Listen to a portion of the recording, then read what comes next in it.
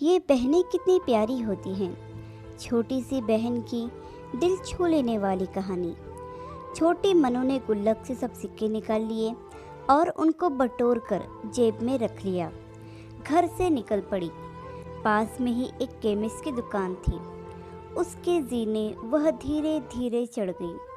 वो काउंटर के सामने जाकर खड़ी हो गई और बोलने लगी, पर छोटी सी मनु पर किसी का भी ध्यान नहीं गया और ना ही उसकी आवाज़ किसी को भी सुनाई दे रही थी। सब अपने अपने कामों में व्यस्त थे। दुकान के मालिक का कोई दोस्त बाहर देश से आया हुआ था। वो भी उससे बात करने में व्यस्त था। तभी उसने अपनी जेब से एक सिक्का निकालकर काउंटर पर फेंक दिया। सिक्के की आवाज़ से सबका ध्यान उसकी ओर गया। उसकी तरकीब काम आ गई। दुकानदार उसकी तरफ आया और उससे प्यार से पूछने लगा, बेटा तुम्हें क्या चाहिए? उसने अपनी जेब से सब सिक्के निकालकर अपनी छोटी सी हथेली पर रख लिए और बोली कि मुझे चमत्कार चाहिए। दुकानदार पहले तो समझ नहीं पाया, तो उसने फिर से पूछा।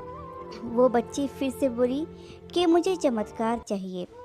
दुकानदार हैरान होकर बोला, बेटा यहाँ दवाई मिलती है, चमत्कार नहीं मिलता। वो बच्ची बोली, अगर यहाँ दवाई मिलती है तो चमत्कार भी आपके यहाँ ही मिलने चाहिए।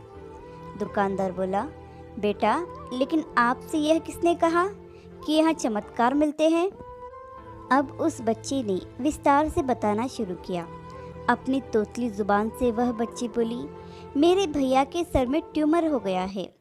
पापा ने मम्मी को बताया कि डॉक्टर 4 लाख रुपये बता रहे थे।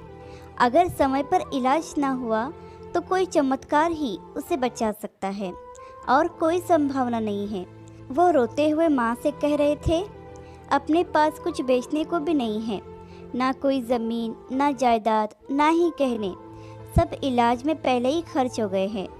दवा के पैसे बड़ी मुश्किल से जुटा पा रहा हूँ। वो मालिक का दोस्त भी उसके पास आकर बैठ गया और प्यार से पूछने लगा, अच्छा कितने पैसे लाई हो तुम चमत्कार खरीदने को?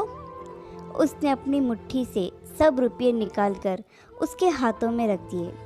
जब उसने वो रुपये गिने तो 21 रुपये 50 पैसे थे। वो व्यक्ति हंसने लगा और मनु से बोला, समझो तुमने चमत्कार खरीद लिया, चलो मुझे अपने भाई के पास ले चलो। वो व्यक्ति जो उस केमिस्ट का दोस्त था, अपनी छुट्टी बिताने भारत आया था और न्यूयॉर्क का एक प्रसिद्ध न्यूरोसर्जन था।